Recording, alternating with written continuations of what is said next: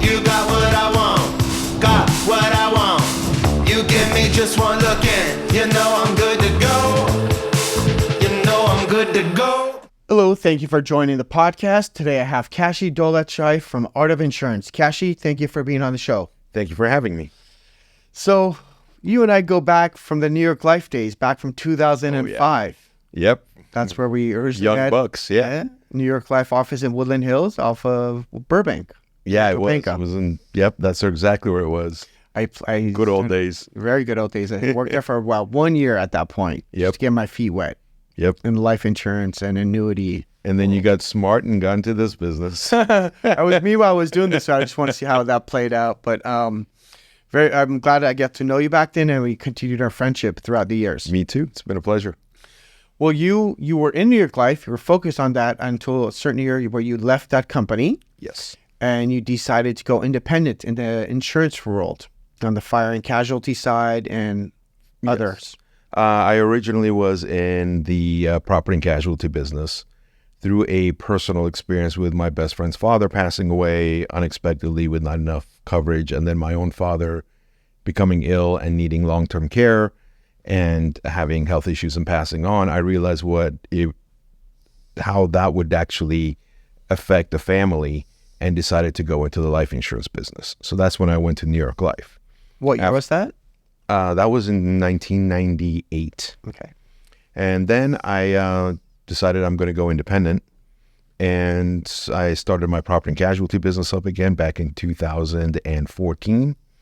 And now I do both life and personal lines and commercial lines. All right. I'm a one-stop shop. Perfect. So tell us what you've been encountering. How was the insurance world prior to COVID, during COVID, post-COVID, and especially what's been going on in the last year and a half where a lot of carriers have dropped out? It's been turmoil is an understatement in the insurance industry right now in California. Prior to COVID, we were still doing well as far as having markets.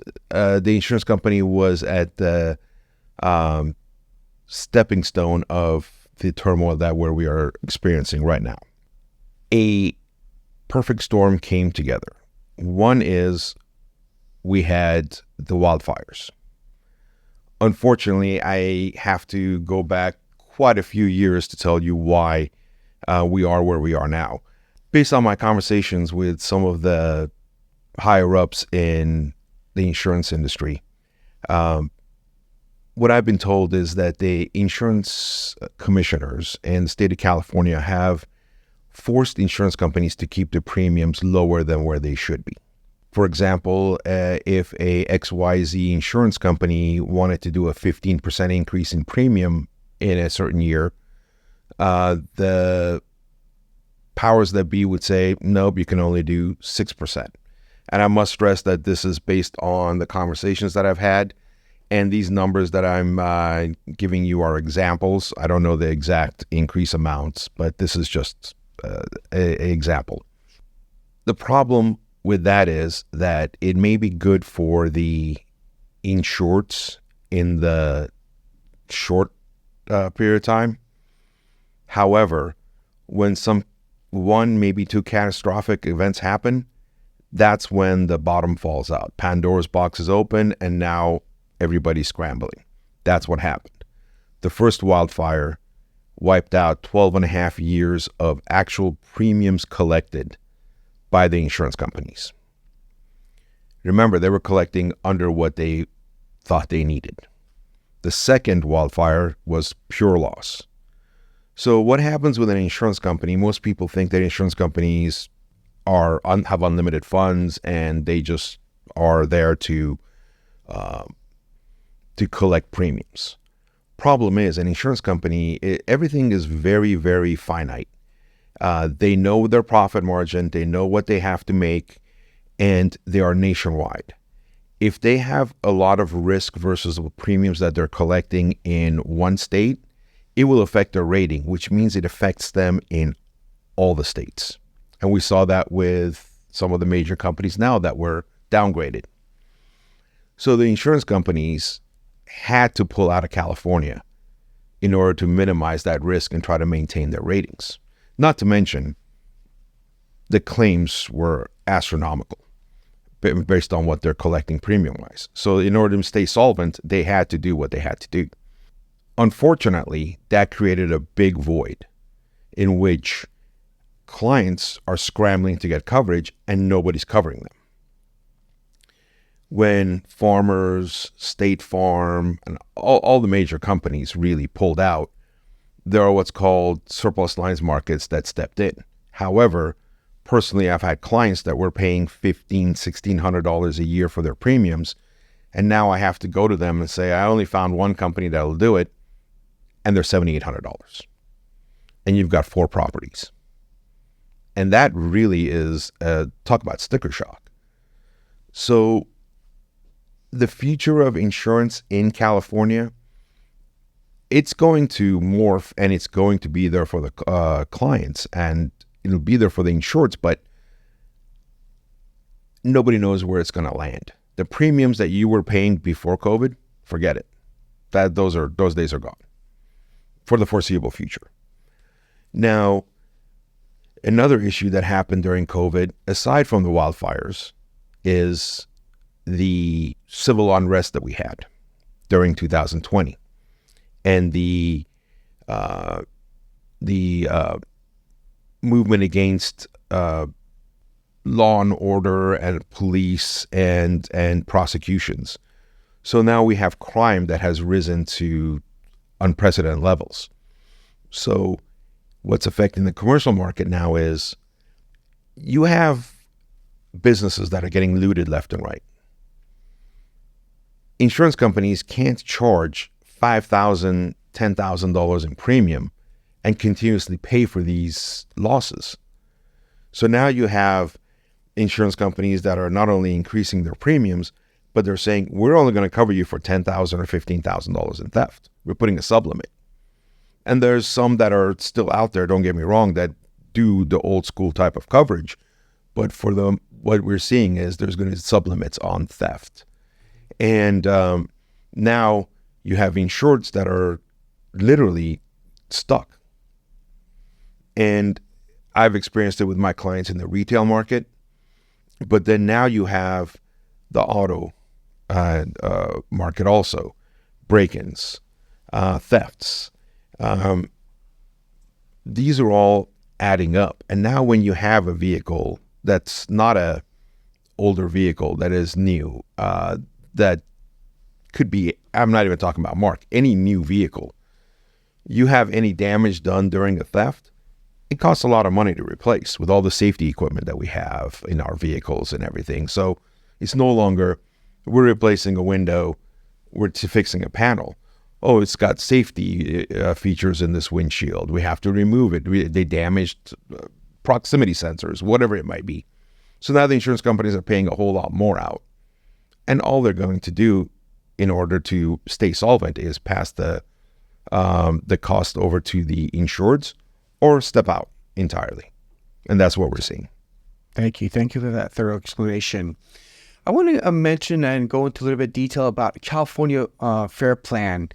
It wasn't such a big, I would say, insurance that a lot of people would go with in the past, but you're seeing a lot of more consumers, doing the California Fair Plans with a backup of a DIC of another carrier. Can we, go into a little bit of detail on this? Absolutely. California Fair Plan was a last resort. It still is a last resort. They're one of the companies that I've met with, and they've said, we are your absolute last resort. The problem is, when there's nowhere else to go, it's the only place you have to go. That is your last resort. What is California Fair Plan, if you can explain it? California Fair Plan is a conglomeration of insurance companies. They will get on risks, or take on risks, rather, that they regularly wouldn't. It is a last resort, like I had mentioned. There's certain risks that would never be touched. They're in wildfire areas, certain zones that are absolutely high risk. They will take on the fire portion of it, and that's it. Only. They will insure the dwelling for fire. There's extended coverages involved, which is vandalism, miscellaneous mischief, and there's a few extras that you can put on it, but they cover your building, your contents, and your loss of use. If you have, I can get in more detail, if you have decks and all that, that gets added on also. But that is the only portion they cover. Since that is it, there are other companies that will come in and they will do what's called difference in conditions clause. DIC. DIC. The DIC is everything else. So traditionally, in the old days, you'd go to your XYZ insurance company, you get one policy, it had everything. Now you have to go to two separate companies. California Fair Plan for your fire, and I'll just leave it at fire. The extended coverage we'll get into some other time. And then you go to a separate company that will cover your liability and all the other things, water backup and all the other things that come with having a traditional homeowner's policy. Sure. Unfortunately, having two companies, it gets expensive. And the fact that we have had so many people, or so many brokers, be forced to go to the Fair Plan to get coverage, now their rates have increased, the risk has increased, and some of these companies who would have never touched these risks are now forced to be on it. It is not based on the conversation I had with the folks over at the California Fair Plan, it is not a state-supported program. It is those companies being on the risk, and that's it. The state or the federal government does not give them money to cover these losses. So that's where we're still at. I mean, now, how has it been dealing with these clients, last year and a half with all these rates going up? What is the comments you're getting? What is it? I mean, are they saying, I'm going to go ask somebody else? How are you going? We have picked up a lot of clients, and we have also at the same time lost some clients. For the most part, our clients will say they're going elsewhere, and they come back and they realize they can't go elsewhere. The experience has been nothing short of horrible, because you do, as an insurance broker, you're doing 5-6 times the work to be able to get some sort of coverage for your clients, and at the same time tell them that they're paying 3, 4, sometimes as much as 10 times what they were paying before. And in the beginning, it was really bad because they thought it was us. We're not doing the work for them. But after about a year or so had passed, everybody realized there was an issue with the insurance industry.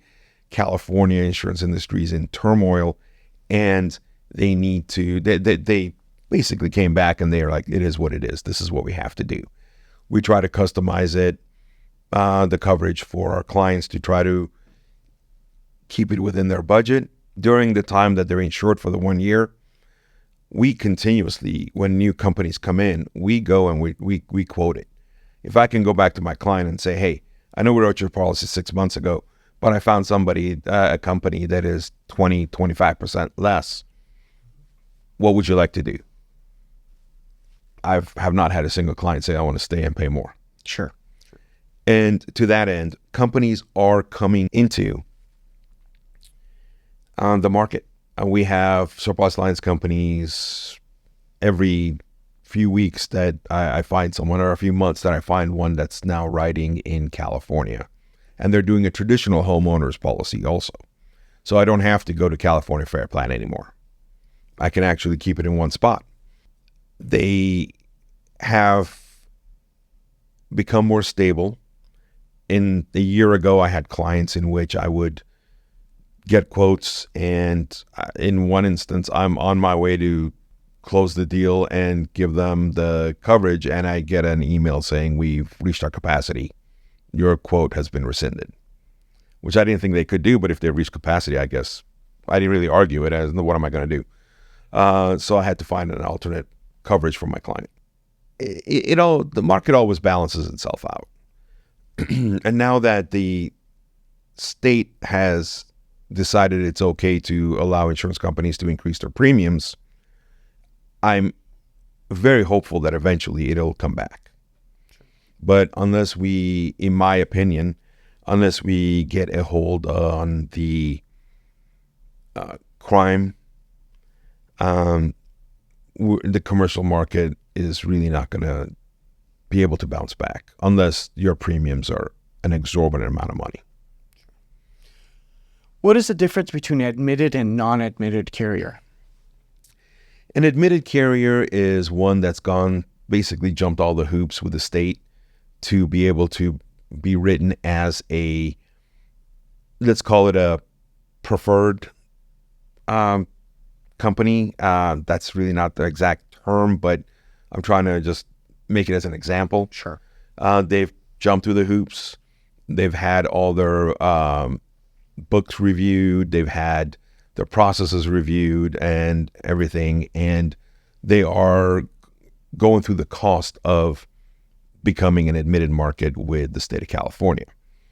In a way, it became, like I said, the preferred company. Sure. You don't pay when you go to a surplus lines market. Mind you, surplus lines companies, it doesn't mean they're inferior. There are companies that are owned by major carriers that are surplus lines. They just chose not to go through their hoops. And for whatever business reason, they've decided that they're going to stay not admitted. With that comes a little bit of extra cost. There are taxes that have to be paid. There are stamping fees that have to be paid. And those are set by the state, but they add on to the cost. If you have a $3,000 policy, it's not as bad. But when you're looking at a $100,000 policy, it's a few $1,000s that you have to pay extra for those fees. But they also take on stuff that you wouldn't be able to get on a preferred market. In order to go to surplus lines, there is a lot of paperwork on our end for due diligence. We have to fill out paperwork for the insurance companies that we write through, saying that we've done our due diligence. We've gone to at least 3 preferred markets, and all of them have declined. The reason they've declined, and then give a notice to our actual client and say, hey, you need to sign this. This is a non-admitted market. It's a surplus lines market, and this is the only thing I can get you. Never had a problem with my clients because I also bring the solvency and the AM Best rating, which is a rating company for insurance companies, with me to show them that these are solid companies that we're dealing with. Sure. Let's go a little bit about the higher end homes, let's say 5-6 million up to 15-20 million. What kind of policies are out there in today's market for them, and what are the premiums roughly on those? Premiums are pretty high. The markets are, you have your, depending on the size, you have your max limits you can get with the FAIR plan, and then you have a excess property coverage that you can get on it. You have some companies that will do the fire portion, or they'll do the whole thing. But rule of thumb, I would say in my experience, 9 times out of 10, I have to do multiple policies. And because some of them have limits. Some of them may say we only do up to 7.5 million. And then I have to go to another market to cover the rest of it. And it is not cheap. I have clients that are paying over $200,000 for homeowners. Wow. Yeah. And in Southern California, it's not uncommon. Now, same subject, let's talk about, commercial properties, industrial building, multifamily, say 50 units, 100 units, shopping centers. Yes. How hard are those right now to get insured for a new buyer today? We still have markets for them. They're mostly going to be your surplus lines market. I recently did a small building that was a medical building. Got preferred market on it. I had Hartford to get on it, not a problem. But that's something that's in the sweet spot. However, I have apartment buildings, and I have to go to your surplus lines market, and it's not as easy as it used to be. A lot of these buildings are getting older, and what I could write 5 years ago, those same companies won't write them because of the age of the building. And unfortunately, especially when you get closer to the central Los Angeles, downtown LA area, a lot of those buildings have not been upgraded to the level that they want.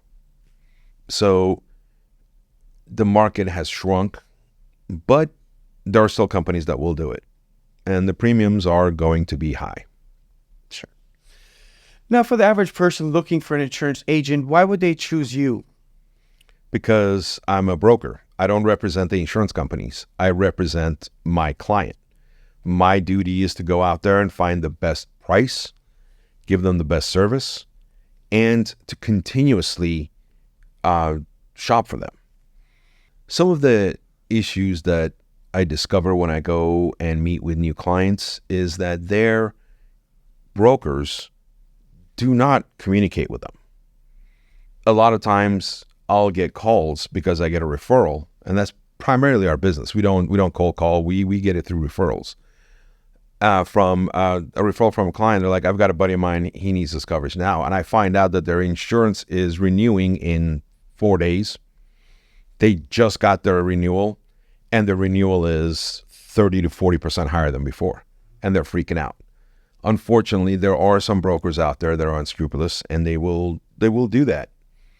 And not to mention when we meet with them, they're like, yeah, well, my insurance is fine. And I look at it and I'm like, your insurance is far from fine. When was the last time your insurance broker came in and actually did a review and looked at your values? The values of buildings have increased considerably. Value of goods have increased considerably. And the problem is when you don't update those, you fall into what's called a co-insurance issue. And that could probably be a whole nother podcast, but I'll give it to you in a Cliff Notes version of it. Co-insurance is there for commercial properties, primarily, or commercial businesses, to make sure that you are honest in the numbers that you give. If you have a building that's worth $10 million and you tell me it's $5 million, I put an 80% co-insurance on it, which means you have to give me the value that is at least 80% of what it really is, because things fluctuate. So there's a margin there. Sure. If you're telling me it's $5 million, and not to any fault of your own, your broker may have never asked you, and he or she's your broker from 10 years ago. Now the insurance company, if there is a total loss, or if it's a loss, the insurance company is going to come back and go, you're insured at 50%. You're sharing in the loss. We're not paying you a replacement cost. Although this is a replacement cost policy, you misrepresent it. Okay. So what we do is we make sure we review all that. We make sure we review clients for their workers' compensation, for example. I'm very good at lowering premiums on workers' compensation. I have a crew of wonderful people that work on my behalf to help me lower premiums. They're great underwriters. And if you don't keep up with that, you just are throwing money away. As far as your liability is also involved, I make sure that I have all those numbers properly set. What your gross sales are, all that stuff that the liability premiums are based on. Because there's an audit at the end of the year, both for your workers' comp and both for your general liability. And if you didn't know and you happen to have a great year, you're going to wind up owing a huge bill at the end of the year. It's easier to expect it, know what's coming, and pay it throughout the year than all of a sudden get a bill for, we've had one recently, which is almost $90,000. Wow.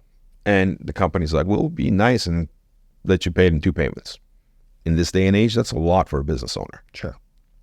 So we help them prepare and plan. And also, I personally review every client's coverages. There are certain coverages that are literally pennies on the dollar that you can add on to your policies that will save your business in the long run if there's a claim. Things like excess and umbrella liability. Well, most people don't know. They think it's the same thing. It's not. And I can switch from one to the other for maybe the same premium and really protect my client. Give them what they think they're having. Sure. or give them what they think they have. Well, Kashi, thank you for being on the show, giving us a lot of insight information on insurance, and look forward to seeing you soon. Thank you for having me. I'm looking forward to coming back. Thank you for watching.